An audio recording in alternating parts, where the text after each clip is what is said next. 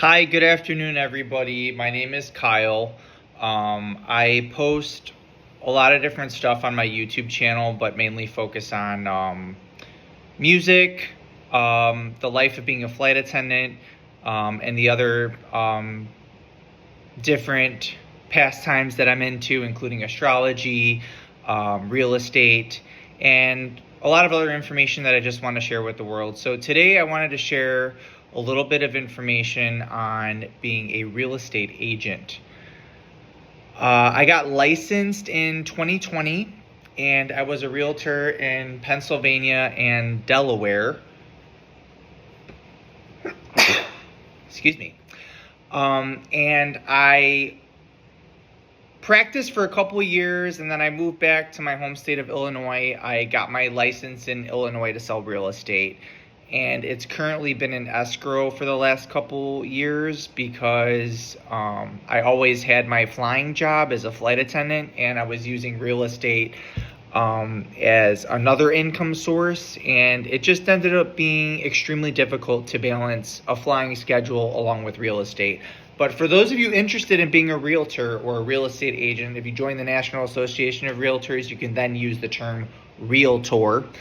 The career as a real estate agent, I think a lot of people have misconceptions about it, and I wanted to clarify a little bit about what the actual career in real estate entails.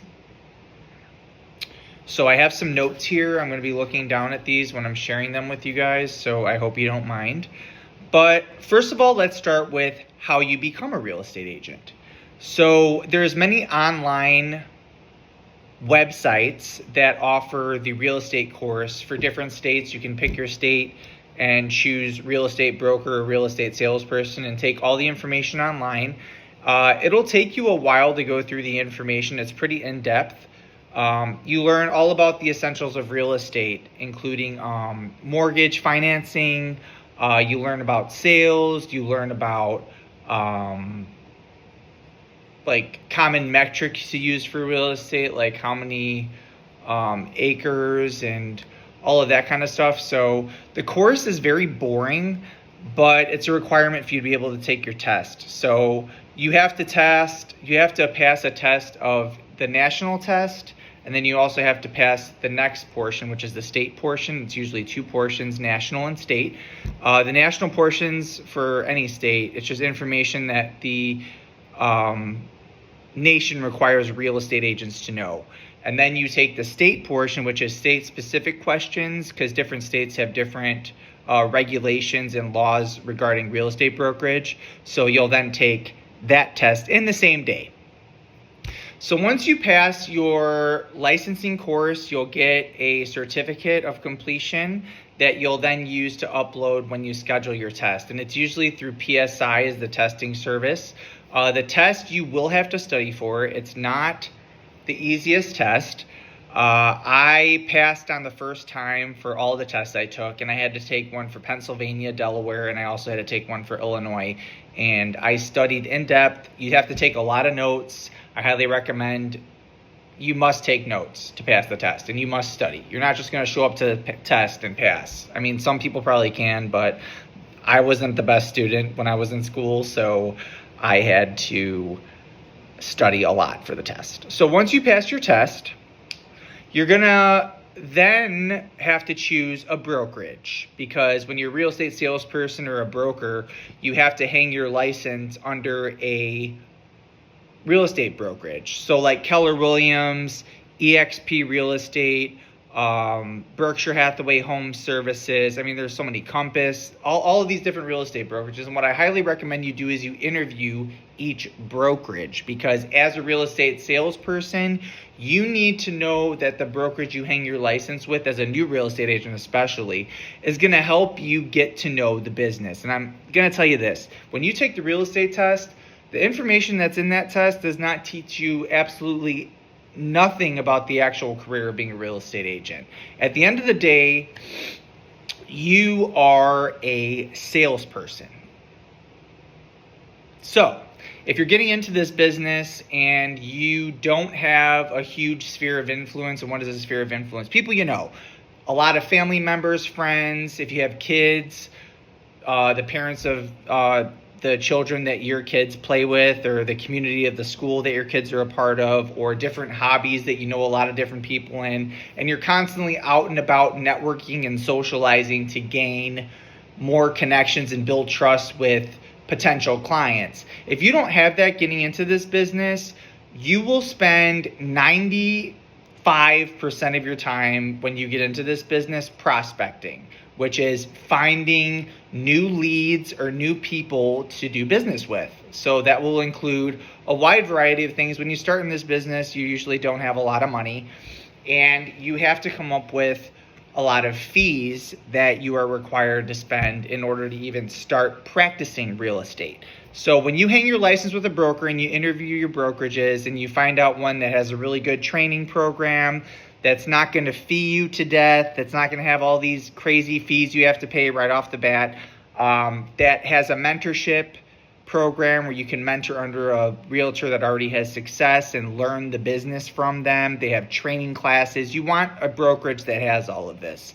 You want to, talk to real estate agents that are willing to have conversations with you about how they run their business, what works in terms of lead generation, and all of that. So once you've chosen a brokerage, you will then have to join the National Association of Realtors. You don't have to. I highly recommend you do, and a lot of brokerages want you to be a part of the National Association of Realtors. And those dues include the National Association of Realtor dues, your state dues, and then your local Realtor Association dues. There's 3 different dues and part of that. You also have to pay for your multiple listing service access, which is how you're going to upload properties and be able to view properties current for sale by other realtors or real estate agents.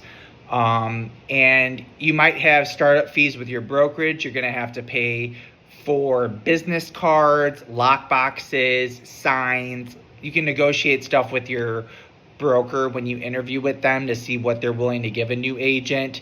Also, do keep in mind that your split with your broker, the percent of the sale price that your brokerage takes, a lot of them have set splits for new agents because you don't have any sales or success behind you. So they have, like, let's say it's a 70-30 split that your broker has with you. And a lot of them, if they're franchise brokerages, will have an additional franchise fee, which is usually 6%. So let's say you start with Keller Williams or Berkshire Hathaway or Long and Foster Real Estate, whatever. You are going to have a split with the broker that the brokerage will take right off the top.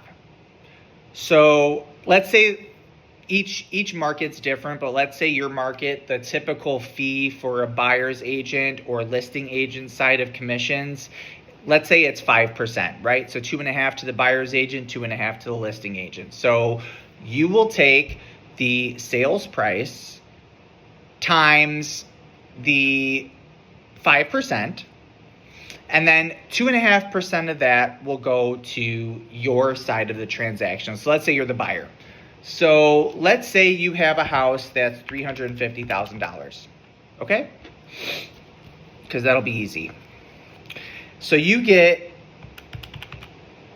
2.5% to your side, right? So that's $8,750, right? This is just a generic one so you can kind of see how you're going to get paid, okay? From there, your brokerage, let's say they have a franchise fee, right? So 6% comes right off the top of that. So $525 is coming off of the $8,750. That's $8,225 after the 6% franchise fee. Then your brokerage gets their cut. So let's say you have a 70-30 split. That's based on 100% total, right? So 30% of that will be $2,467.50. Okay? So you take $8,225 minus $2,467.50. That equals $5,757.50. You think that's going to be your take home? No, because when you're a real estate agent, you're an independent contractor. So as an independent contractor, you have to pay your taxes separately, that because they're not taken out of your commissions. So you have to save for taxes. I save 30% to be on the safe side. So 30% of that will be $1,727.25. Okay? So 57.50 minus 1727.25 is $4,030.25. That is your take-home pay after you pay your franchise fee, the brokerage split, and you save for your taxes. That is what you'll take home out of the $87.50 original money that was allocated to your brokerage and your side of the transaction. So $87.50 is going to the buyer side, $87.50 is going to the listing side. Okay, so keep in mind that when real estate agents get paid, they have to pay all these fees from what they're cut on their side of the transaction that the brokerage is getting. They have to pay all of these fees before they even get paid and save for taxes. Then you have to pay, like, let's say for lead generation, you're doing a farming campaign. So you're going to have to send postcards to a campaign. You're going to have to pay for postage. A lot of times, a lot of the brokerages will pay for the printing of the materials and create it for you, but you're still required to pay for the stamps. Let's say you have a 500 home farm that you're going to farm to try to get listings and get your name out to the local community that you're an expert in this specific locale of real estate. So you will have to pay for marketing campaign, which is going to be postage. And let's say you want to do Facebook ads. A lot of times there's a pay-per-click. You have to pay for that. There's a lot of these lead generation companies that you can pay for leads. I highly recommend you don't do that. If you're a new agent, the quickest way for you to accumulate new clients is to cold call, which is signing up for Vulcan 7 or Espresso Agent, which are two services that provide phone numbers for leads. And you can either do for sale by owners or expireds, which are for sale by owners is, of course, people that are selling on their own without the help of a real estate broker, because usually they're trying to save on the commission. And then you have expired listings, which are homes previously listed by agents that expired. So the time they had with the contract with the seller expired and it never sold for whatever reason. So those are two sources that are motivated to sell. And a lot of agents that are new spend time in the morning prospecting using the two services I said, Vulcan 7 or Espresso Agent, and calling these homeowners to try to get listings. Door knocking is another method you can use to get leads, which means you will go out to a local farm area that you're trying to get listings in, and you'll knock on doors and try to talk to homeowners and see if they want to sell or what their plans are in the future for their property. If they're planning on selling in the next couple months, next couple years, if they're never going to sell, try to get to know them, introduce yourself as a local real estate agent. If they have any questions about real estate, they can contact you with a business card. You really have to spend 90% of your time as a real estate agent. A lot of people waste time doing Instagram and Facebook and all of these things. It takes time to develop a brand and people to take interest in you as a channel. So if you want right now business, door knocking and cold calling will be the methods you'll use to get leads. Real estate agents, a lot of times these brokerages, their job is not to provide leads to you. You are the salesperson for the brokerage. Your job is to get new business for that brokerage. So your job is to sell. So you better be out there generating leads, because you can get, some brokerages do give you leads like that come into the brokerage. Like, let's say they have floor duty and they'll allow you to pick up those leads from customers that call into the brokerages that aren't yet represented by an agent. You can utilize those leads for business, but that's not going to be enough to sustain yourself on. Keep in mind, you're not getting paid until transactions close as a real estate agent. You can go up to 6 months to a year without getting paid as a new real estate agent. So keep in mind, I highly recommend if you're new to the business and you don't have a savings, you better hope you're married, because you still got bills to make and you still have expenses. And if you don't have a partner or a spouse to rely on while you're building your real estate business, I highly recommend 6 months to a year of savings, period, before you even start in real estate. Because you're going to have to wait for yourself to acquire clients. Then each transaction can take 60 days or longer to close. If it's usually a mortgage where they have to get financing for a property, because a lot of people my age especially, we don't have just money sitting around where we can pay cash for properties.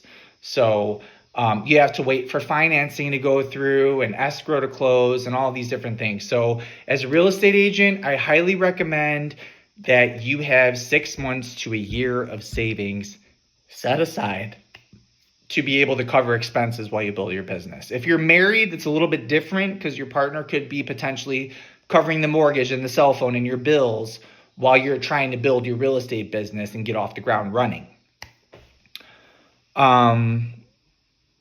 Social media does work. I highly recommend you spend time doing your social media to get yourself out there, especially Facebook and YouTube and Instagram, to your local community can see that you're actively involved in real estate.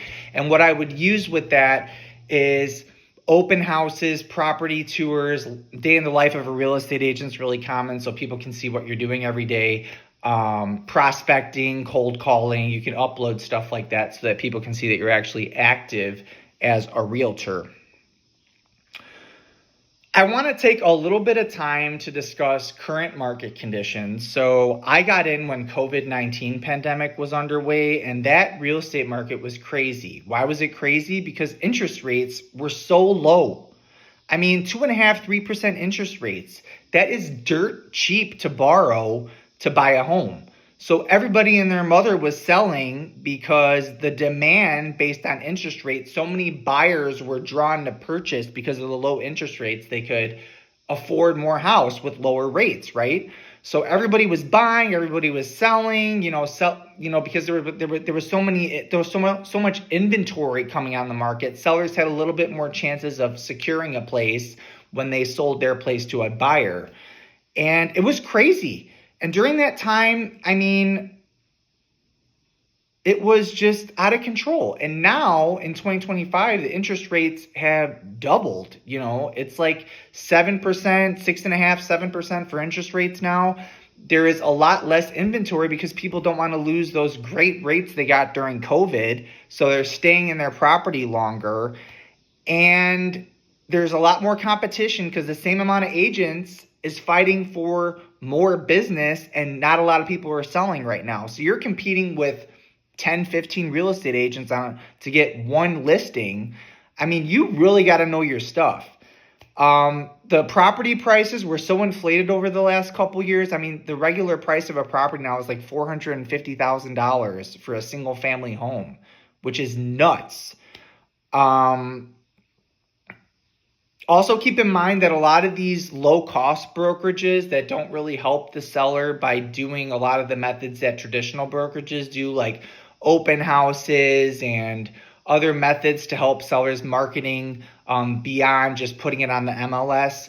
A lot of these traditional or non-traditional models, the low-cost models, are coming up and charging dirt level commissions, like maybe 2%.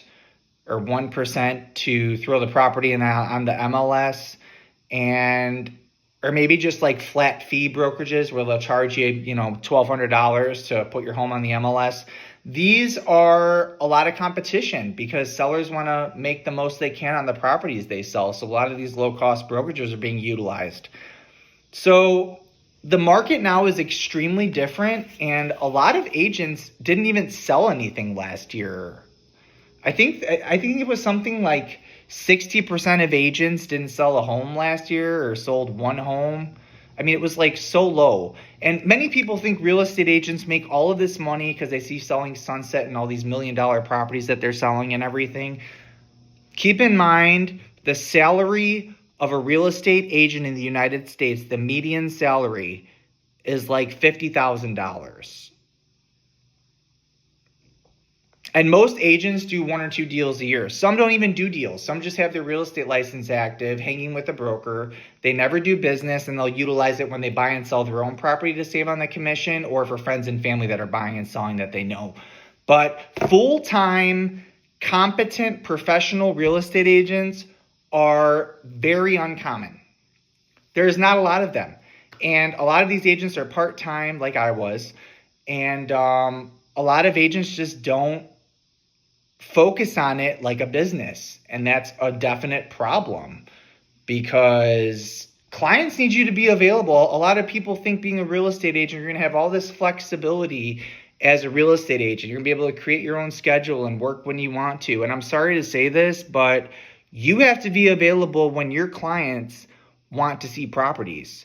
That could be early mornings, afternoons, a lot of evenings, because a lot of people work during the day, so a lot of your evenings will be spent doing showings. Weekends are prime time for buyers or sellers because they're off of work, right? So open houses are usually Saturdays and Sundays.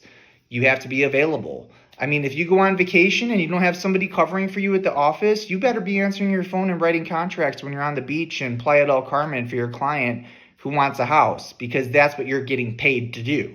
So as a real estate agent, this idea of flexibility and having all of this free time and all of this, I mean, it's just not true. If you're on a team, it could be a little bit better, but especially if you're a buyer's agent, I mean, your job is to be available when they want to see houses, which is usually evenings and weekends.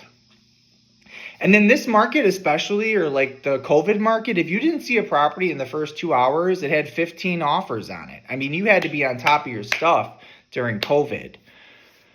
So I want to say again, money can be made in real estate. It's just not going to come easy at all. I mean, you can get to a point eventually where you can work primarily off of referrals and past clients that you've built up over the years, but you're still going to be lead generating to ensure that your pipeline of leads is consistent, so that if, for instance, transactions don't close escrow, or things come up, or buyers choose not to buy the property, or sellers choose not to list it anymore, you have other transactions backed up in case things don't go through, that you'll still be able to get paid. You know what I'm saying? So you really have to constantly have your mindset, do I have leads that are actively looking to buy and sell real estate? Because if you don't have leads, you don't have a business. Like, I'm sorry. Like, you really need to be prospecting and building a pipeline of leads.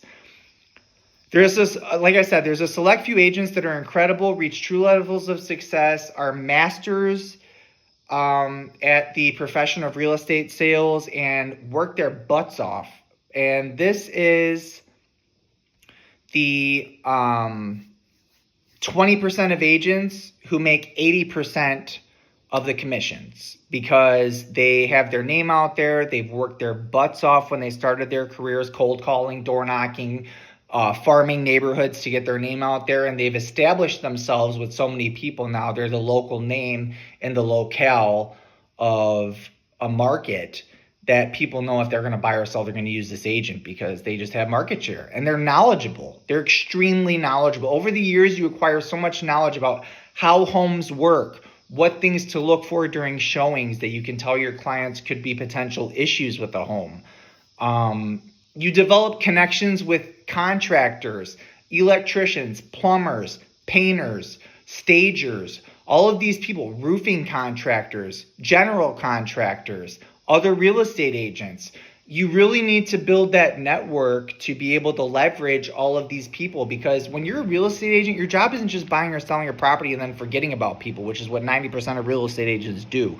You have to follow up and be there once the person's in the house as a professional, to be able to help them should they have any issues with the property. Like, let's say they need referral for a plumber. You should definitely be available to have a referral partner available for a plumber if the person's having plumbing issues. Or let's say they have an issue with the roof. You should be able to provide a roofing contractor. Like, you need to have, as a real estate agent, I highly recommend you have a spreadsheet of referral partners that you can use to be able to give to your clients. You can't pigeonhole a client into choosing one lender. Give them 2 or 3 lenders that you work with, that you have a proven track record with, or that you've talked to and they've showed you that they're able to close deals, because the lender is so important to a real estate transaction. Like, have really good relationships with lenders that actually get deals done. You know what I'm saying? So, what else am I going to tell you guys about this? Being an agent is not easy money. It can be very expensive. It requires a true grit and a commitment to succeed. And agents must be willing to take themselves out of their comfort zones to be successful. This is how I see the business and my time having been in the real estate for this many years. I just thought I would share a little bit of information about real estate, brokerage, and being a real estate salesperson.